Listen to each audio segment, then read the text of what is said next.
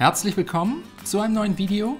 Heute zeige ich euch ein Rezept für einen leckeren Halloumi bzw. Grillkäse-Gemüsedöner. Dafür bereiten wir zuerst das Gemüse vor. 2 Paprikaschoten, rot und gelb, waschen, entkernen und dann mit einem Messer in mundgerechte Stücke schneiden. Außerdem habe ich hier noch eine Zucchini, längs vierteln, ebenfalls in Stücke schneiden. 2 rote Zwiebeln abziehen und in Streifen schneiden und zum Schluss noch 250 Gramm braune Champignons putzen und ebenfalls in Scheiben oder Stücke schneiden. Wenn das erledigt ist, geht es weiter mit dem Halloumi-Käse. Ich habe hier insgesamt 400 Gramm, das sollte für 4 Personen reichen. Den Grillkäse jetzt einfach mit einem Messer in möglichst dünne Scheiben schneiden und dann einfach nur mit etwas geräuchertem Paprikapulver würzen.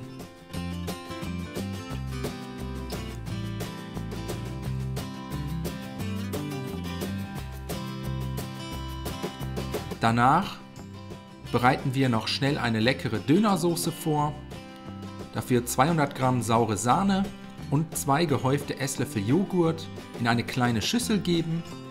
Etwas Ketchup sowie 1 Teelöffel Sambal Oelek für die Schärfe dazugeben, 1 bis 2 Knoblauchzehen abziehen, ebenfalls dazu pressen und zum Schluss alles noch mit einer guten Prise Salz sowie frisch gemahlenem Pfeffer abschmecken.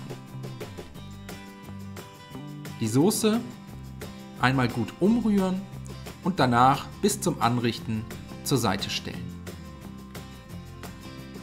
Anschließend für das Gemüse eine große Pfanne oder einen Wok mit einem guten Schuss Öl erhitzen, das vorbereitete Gemüse in den Wok geben und für 5 bis 6 Minuten unter gelegentlichem Wenden bei mittlerer bis hoher Hitze anbraten.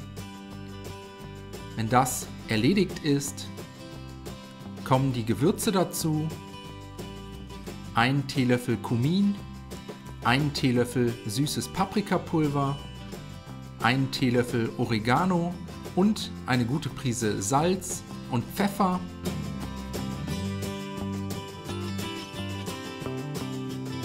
Alles einmal gut umrühren, bis sich alle Gewürze gut verteilt haben und das Gemüse danach vom Herd ziehen und ebenfalls bis zum Anrichten zur Seite stellen. Zum Schluss fehlt im Prinzip nur noch der Halloumi-Käse.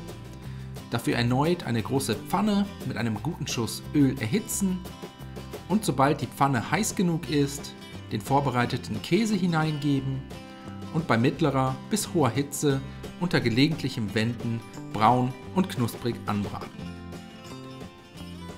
Danach können wir den Halloumi-Gemüsedöner zusammenbauen, dafür ein Stück Fladenbrot aufschneiden und nach Lust und Laune mit Soße, etwas geschnittenem Eisbergsalat, Gemüse und Halloumi füllen.